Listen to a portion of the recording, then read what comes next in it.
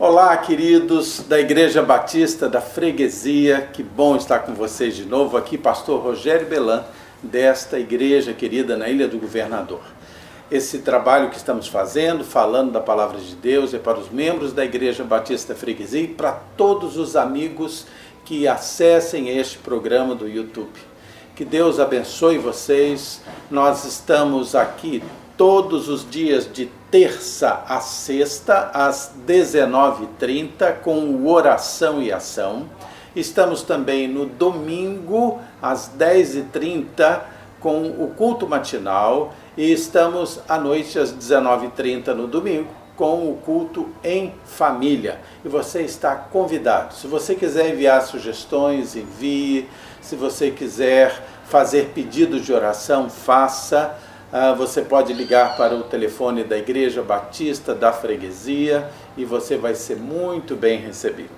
Muito bem, quero lembrar que nós, no próximo domingo, às 10h30, no culto matinal, nós vamos estar tendo a mensagem da Palavra de Deus e vamos estar celebrando a Ceia do Senhor no culto da manhã, que estará também lembrando o Dia das Mães.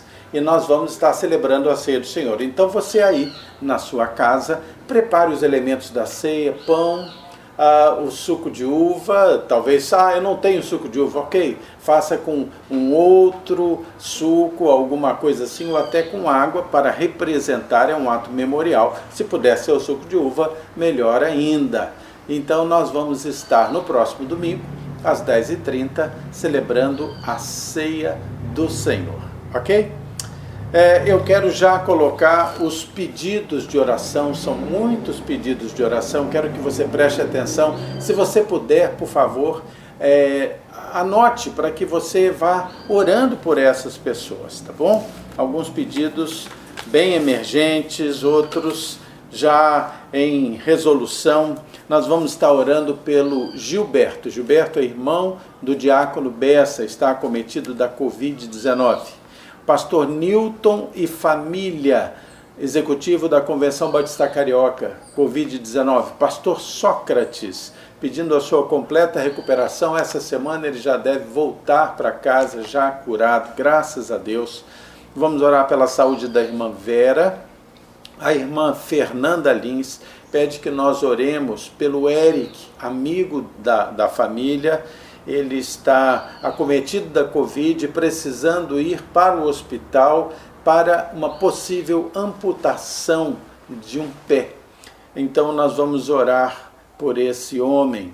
Vamos orar pela Simone, que é de nossa igreja. Ela foi acometida do Covid-19, já está bem, mas sua família ainda está no processo de superar a Covid-19. A Edna, o Bira e a Vivinha.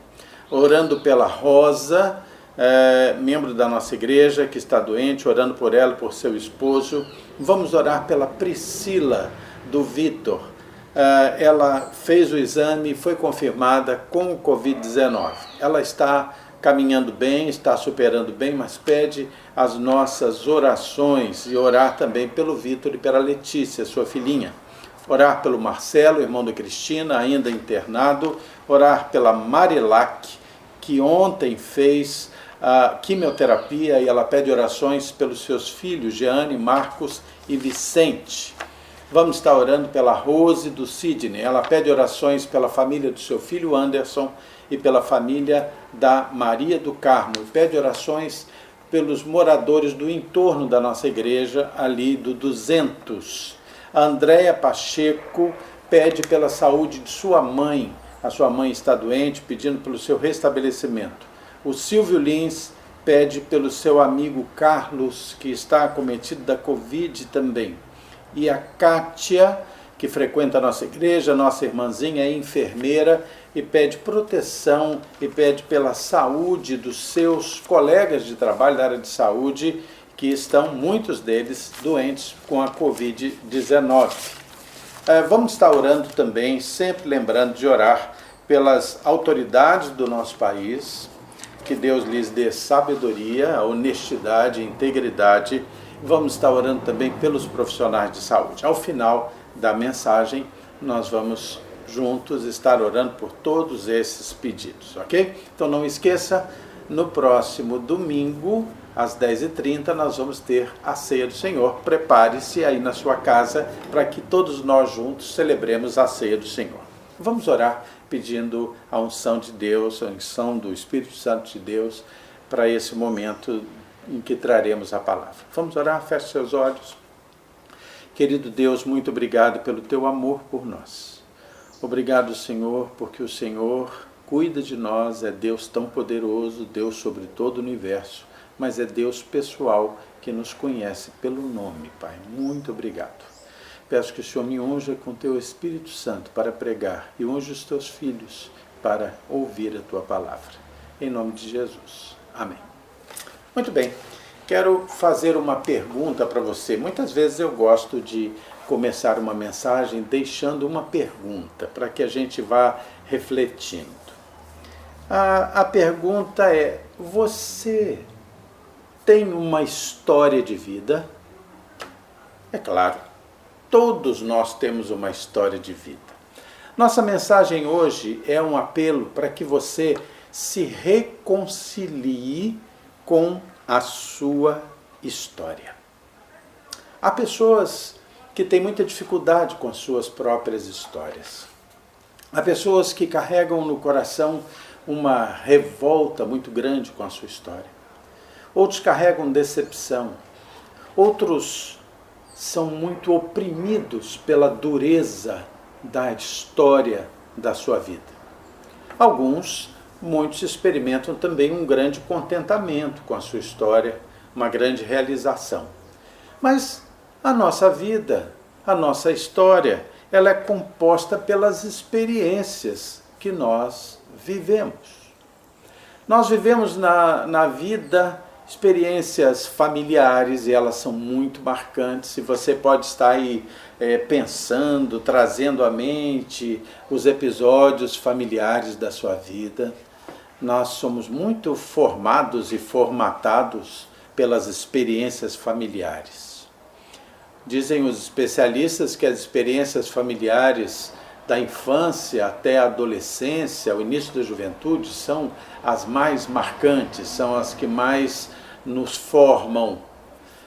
Então, experiências familiares fazem a nossa história. Experiências físicas, experiências do nosso corpo marcam e constroem muito a nossa história, de todos os tipos de experiências. Experiências culturais. Experiências culturais nos marcam muito, nos moldam muito. Cada um dentro do seu contexto cultural é muito marcado pelas experiências culturais da sua vida. Experiências emocionais. Como elas nos marcam. Como as emoções mexem conosco. Como elas deixam as suas assinaturas na nossa vivência. Experiências religiosas são muito marcantes, experiências de fé são muito marcantes, são verdadeiros divisores de água. Muitas vezes significam até certos ritos de passagem na nossa vida. Então, esse conjunto de experiências boas, experiências más, elas vão fazendo quem somos, a história que temos. E certamente todos nós temos experiências vividas, experiência de vida, temos uma história que em parte nos orgulha e em parte nos envergonha. Temos uma experiência de vida que em parte é conhecida, tem publicidade, todo mundo sabe, a gente fala sobre ela ou sobre elas, mas todos nós temos alguma ou algumas experiências de vida secretas. Não contamos para ninguém. Vivemos e guardamos, nos envergonhamos dela. Também temos. Temos experiências que nós gostamos de lembrar e ficamos buscando na nossa memória determinadas experiências, tentar revivê-las às vezes, mas o tempo passa, a história sempre caminha na direção do presente e do futuro, principalmente do futuro, porque o presente já é passado quando a gente fala nele. Mas há experiências na nossa vida que nós gostaríamos de poder esquecê-las. completamente. Há experiências que você quer sempre trazer à memória, mas há experiências que você gostaria de negar a existência delas. Isso é uma realidade. Há experiências que encorajam você a continuar. Às vezes nós ficamos diante de determinados impasses da vida e é a lembrança da nossa história que nos impulsiona a continuar. Mas há experiências também vividas, experiências da nossa história que quase nos levam a desistir. E às vezes desistir até de nós mesmos. A sua história, a minha história, essas histórias não podem ser ignoradas. Elas não podem ser negadas. Essas histórias existem. E por isso é tão importante que nós possamos nos reconciliar com a nossa história. E eu hoje queria dizer algo para você. Reconcilie-se com a sua história. Eu não conheço a sua história. Aliás, provavelmente, ninguém conhece absolutamente a sua história, a não ser você e Deus. Mas quando nós vivemos uma rejeição da nossa história, do nosso passado, das nossas experiências boas e más, quando nós vivemos um estado de rejeição, é o mesmo que negar o tempo. Ninguém pode negar o tempo. Ou negar o envelhecimento, ou negar a própria morte, ou negar a Deus. São coisas que não se podem negar. Elas são. Elas simplesmente são. Portanto, é tão importante que nós nos reconciliemos com a nossa história. Que nós não vivamos uma mágoa constante, uma mágoa que é desenterrada a cada dia na nossa vida. Reconcilie-se com a sua história. Reconcilie-se com a sua história e você talvez pergunte assim, mas pastor, como é que eu vou me reconciliar com a minha história? Depois de tudo que eu vivi, depois de tudo que eu não vivi, como é que eu vou me reconciliar com a minha história, pastor? E eu quero dizer para você, você começa se reconciliando com a sua história, se reconciliando com Deus, porque Ele é o dono da história. Eu gostaria de pensar rapidamente com você algumas verdades sobre as nossas histórias, sobre a minha, sobre a sua história. Eu queria que você pensasse comigo sobre essas questões. Uma primeira coisa está lá no livro de Romanos, no capítulo 3, no versículo 10, que diz assim, não há um justo, nenhum sequer. Querido, querida, não há nenhuma pessoa completamente justa, perfeita, nem uma sequer. Isto é palavra bíblica. Ninguém é perfeito. Ninguém teve uma história construída só de vitórias, de acertos. Ninguém tem uma história completamente boa de se lembrar. Ninguém deixa de ter na história, seja sabida pelos outros ou não, algum episódio de que não se envergonhe ou se arrependa. Não há um justo sequer. Ninguém está em absoluta desvantagem, porque a própria Bíblia nos diz que todos pecaram e destituídos estão da glória de Deus. Então, não há um justo sequer. Russell Shedd dizia uma frase muito interessante. Ele dizia assim, desconfie de um homem perfeito. Desconfie de um homem perfeito. Há uma outra coisa maravilhosa no reflexo ou no refletir dessa questão da história da reconciliação com ela, que é o seguinte. Eu vejo, isso é uma questão muito pessoal, eu vejo Deus muito com uma característica do criar do nada, né? Deus é aquele que cria do nada. A Bíblia nos diz que Ele criou as coisas do nada. É verdade que Gênesis, lá no seu início, fala que Jesus estava com ele, porque o termo para Deus ali, Elohim, é Deus plural, é Deus múltiplo, no sentido de que a Trindade estava ali com ele. Tanto que Deus vai dizer assim: façamos o homem à nossa imagem e semelhança. Mas eu vejo Deus na minha mente simples, Deus como o Criador de todas as coisas. Mas quando vejo e olho para Jesus, o Jesus da Bíblia, eu vejo o Jesus que, mais do que criar, Jesus ama restaurar. Como Jesus gosta de consertar, de restaurar pessoas, de restaurar vidas. Você vai ver Jesus em cada movimento com relação às pessoas, restaurando pessoas, restaurando pecados, restaurando aquela mulher adúltera, restaurou a vida dela e restaurou a vida daquele paralítico do tanque de Betesda. E assim Jesus vai caminhando e vai restaurando pessoas. O Senhor ama restaurar pessoas. Gosta de restaurar histórias. Jesus ama restaurar histórias. E a gente fica se perguntando, mas se ele gosta tanto de restaurar histórias, qual é a razão então? Como é que ele se mostra vindo aqui? Por que veio? Alguém pode perguntar, por que veio Jesus? Deixou as prerrogativas da sua divindade e veio. Lá em Mateus 9:13, na segunda parte, o próprio Jesus diz assim: pois não vim chamar justos, eu vim chamar pecadores ao arrependimento. Ele veio para restaurar. Ele veio para restaurar a vida.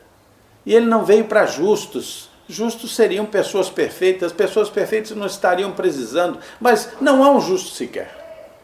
Então Jesus veio para restaurar a gente. Gente como você, gente como eu, que cometeu erros, que teve experiências nefastas na sua vida. Experiências boas também, mas experiências que envergonham, que anulam, que esmagam. Jesus veio fazer isso, restaurar.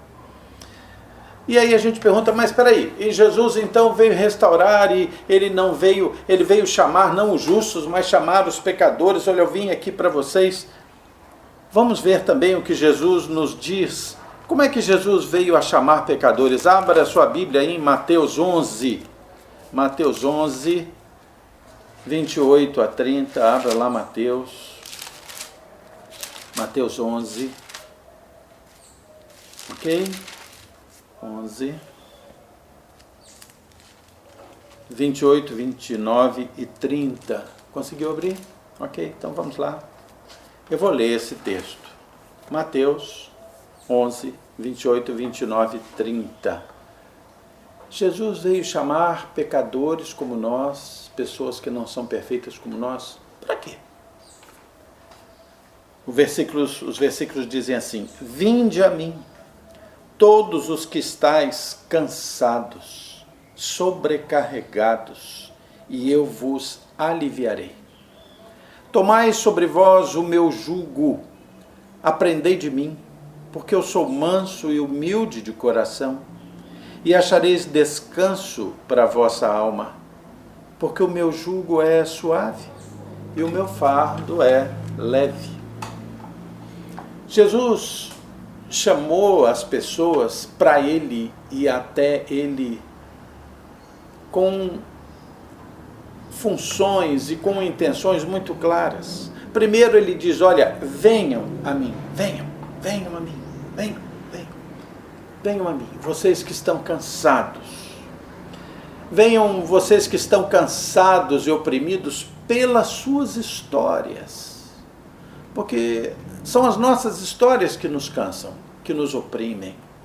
Porque os pecados que são a destruição das pessoas, eles acometem as pessoas dentro das suas histórias. Venham a mim. Quando as pessoas rejeitam as suas histórias, normalmente elas estão rejeitando as situações que foram proporcionadas pelo pecado deles ou de outros dentro das suas histórias. Então Jesus diz, vem a mim, cansados e oprimidos, aqueles que rejeitam, que não aceitam as suas histórias, venham cá. E aí ele diz assim: e eu vos aliviarei. Aliviarei o peso, aliviarei a culpa, aliviarei a inculpabilidade que vocês gostariam de ter, mas não tem, porque a culpa está sobre vocês. Ele diz assim: olha, vocês estavam cansados e oprimidos, porque até aqui era a história de vocês. Agora, como vocês vieram a mim, eu vos aliviarei, porque agora não é mais a história de vocês, é a nossa história. Jesus toma você para dentro da história dele, para dentro da história dele. E a história de Jesus vai se confundir com a sua própria história.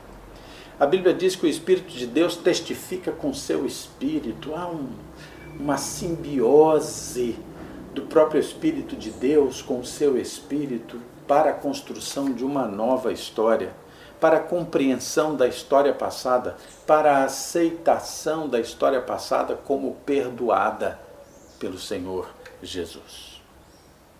E aí é interessante que os versículos 29 e 30 dizem o seguinte: tomai sobre vós o meu jugo, aprendei de mim, porque eu sou manso e humilde de coração. Aprendei de mim, e achareis descanso para a vossa alma, porque o meu jugo é suave e o meu fardo é leve. Ele está dizendo o seguinte: olha, eu vou cuidar de você, a história será nossa, e agora você vai aprender algumas coisas que você não sabia. Aprendei de mim. Jesus vai nos dar a aprender da sua própria natureza, dos seus próprios planos para a nossa vida.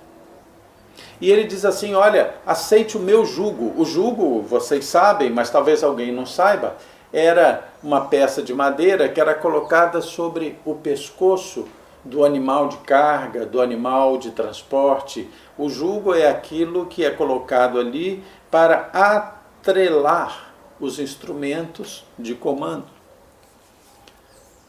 Ele está dizendo aqui: olha, você estava sob um senhorio, agora você vai estar sob o meu senhorio e a minha proteção. Você estava sob o senhorio da culpa, sob o senhorio do remorso, sob o senhorio da opressão, sob o senhorio da tristeza, sob o senhorio do pecado e do inimigo das nossas almas. Mas agora não. Agora você está sob o meu senhorio. Você mudou de senhorio. Você mudou. E aí ele finalmente diz: e eu darei descanso para a vossa alma. A nossa alma só descansa quando nós nos reconciliamos com a nossa história.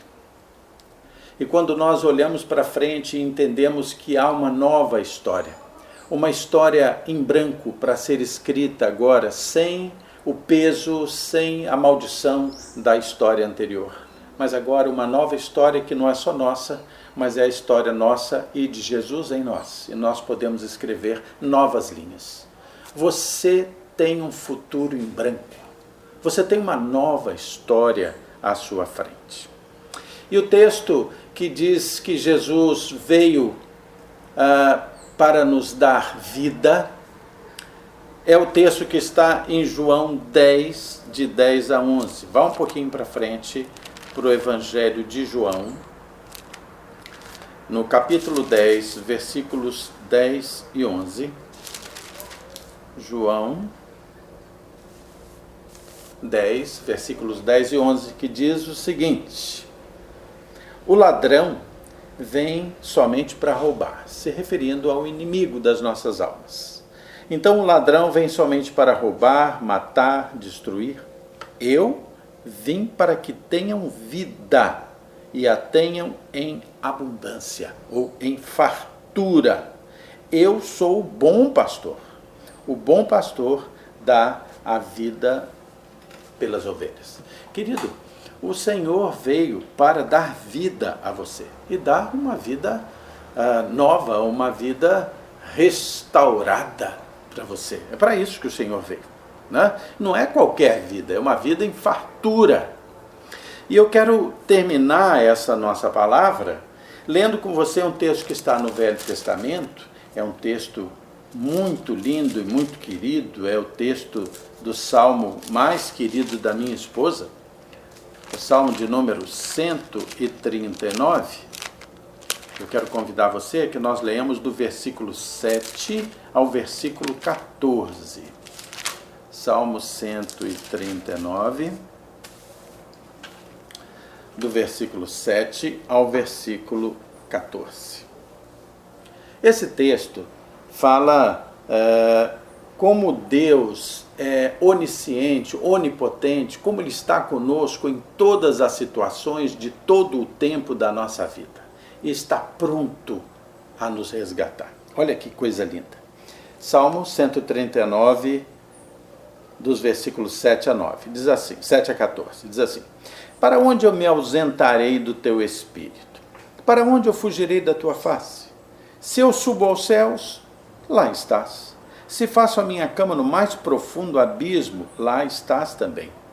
Se tomo as asas da alvorada e me detenho nos confins dos mares, ainda lá me haverás de guiar a tua mão, e a tua mão direita me sustentará.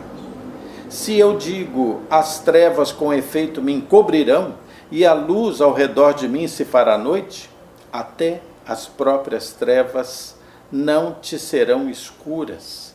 As trevas e a luz são a mesma coisa, pois tu me formaste o meu interior, tu me teceste no seio da minha mãe. Graças te dou, visto que por modo assombrosamente maravilhoso me formaste, e as tuas obras são admiráveis, e a minha alma o sabe muito bem. O Senhor Deus está em todos os momentos, em todos os pontos, em todos os tempos da sua vida. Mas, pastor, eu tive momentos terríveis na minha vida. Ainda assim o Senhor estava lá. O Senhor estava lá e o Senhor quer restaurar a sua vida. Ele vem para isso. Ele veio para que você possa olhar para a história da sua vida e se reconciliar com ela. E olhar para frente e pensar, agora não é mais a minha vida, é a nossa vida, é a minha vida com Jesus. É a vida com o Senhor Jesus. Isso é maravilhoso. Por que que o Senhor faz isso com você, faz isso comigo? Porque Ele nos ama. Mas talvez alguém diga assim, mas eu já sofri tanto na vida, eu já fiz tantas coisas erradas, que eu acho que eu não tenho mais valor para Deus. Eu vou dizer para você, tem sim. Não tenha dúvida disso. Eu quero fazer uma pequena dinâmica aqui com você. E, por exemplo, você está vendo essa notinha aqui? Essa notinha aqui é uma nota de dinheiro brasileiro. Você quer? Ah, certamente você quer. Quem não vê uma nota de dinheiro no chão, na rua, e não se abaixa para pegar? Todos querem pegar. Mas a gente esquece que aquela nota que está ali no chão, ela certamente já foi amassada, rolou para lá, para cá, o vento levou, ficou amassada, mas a gente vê aquela nota e a gente quer pegar. Mas a nota que ficou no chão, certamente ela já foi pisada, empoeirada, tão cheia de poeira, mas a gente vê aquela nota no chão e a gente quer pegar. Se for uma nota de 100, então, opa, aí a gente pega de qualquer jeito. Mas possivelmente já choveu e aquela nota até molhou com a chuva, com as lágrimas da vida. Mas ainda assim, ela tem valor e a gente se abaixa e a gente pega aquela nota. A gente pega aquela nota que já foi amassada, que já foi pisada, que já foi empoeirada, porque aquela nota tem valor. Ela tem valor. Às vezes a gente olha para o nosso passado, a gente vê um passado amassado, vê um passado pisado, um passado empoeirado, molhado, mas nós jamais deixaremos de ter valor para Deus. Deus sempre estará disposto a pegar você, a limpar você e a atribuir a você o verdadeiro valor que é o valor que trouxe o seu filho ao mundo para morrer na cruz por você. Ele ama você. Reconcilie-se com a sua história. Reconcilie-se. Jesus veio aqui para restaurar você. A cruz é a prova do amor de Deus para a sua restauração. Reconstrua a sua vida, porque você tem vida em branco à sua frente para escrever uma história nova. Você tem valor. Amém? Vamos orar? Senhor nosso Deus, muito obrigado pelas bênçãos que o Senhor tem nos dado. Muito obrigado, Senhor, porque o Senhor nos atribuiu o valor em toda a história. O teu Filho veio ao mundo porque o Senhor nos valorizou, a nossa vida, a nossa alma, a eternidade da nossa alma tem valor para o Senhor. Senhor, restaura as vidas, Senhor, desses teus filhos que tanto carecem de Ti. Ajuda-nos, Senhor, a nos reconciliarmos com a nossa história, nos libertarmos conscientes de que o Senhor é a restauração. De que o Senhor, teu Filho Jesus, ama nos restaurar. E que o Senhor tem uma vida em branco à nossa frente para escrever uma nova história. Senhor Deus, muito obrigado pelo teu amor. Senhor Deus, abençoa os profissionais da área de saúde, Senhor, eu te peço. Tem misericórdia deles, guarda-os, Senhor. E que eles possam ser cuidados, amparados, encorajados, sustentados por Ti, Pai. Protege-os, Pai, eu te suplico. Senhor Deus, livra-nos, Senhor, do mal, das doenças, das suas consequências. Senhor Deus, eu te suplico que o Senhor abençoe a todos esses pedidos que foram colocados aqui. Senhor Deus, tem misericórdia, Senhor, dessas pessoas que clamam pelo Teu nome. Traz cura a essas pessoas, eu te suplico, Senhor. Milagrosamente, Senhor, havendo, Senhor, a potencialização de toda a ciência humana, mas principalmente o Teu poder e o Teu amor sobrenaturais atinjam essas pessoas, Pai. Senhor, abençoa os dirigentes da nossa pátria, os nossos governantes, tem misericórdia deles. Senhor, fortalece, realça os bons. Senhor, transforma ou retira os maus, é a minha súplica, Pai. Senhor Deus, nós nos entregamos completamente nas Tuas mãos. Muito obrigado, Senhor, pela paz que o Senhor nos deu na cruz, pela restauração, Pai, nos deu através do Teu Filho. Tudo isso, Senhor, te peço e agradeço, em nome de Jesus. Amém. Queridos, Deus abençoe vocês. Amanhã nós estaremos no Oração e Ação, às 19h30, com estudo bíblico. Estamos estudando o Evangelho de João. Venha para o estudo bíblico, então. E não esqueça que no domingo, às 10h30 da manhã, nós vamos ter o nosso culto matinal com a celebração da Ceia do Senhor no culto do Dia das Mães. Deus abençoe você. Sinta um abraço carinhoso. Que saudade de abraçar vocês. Tchau.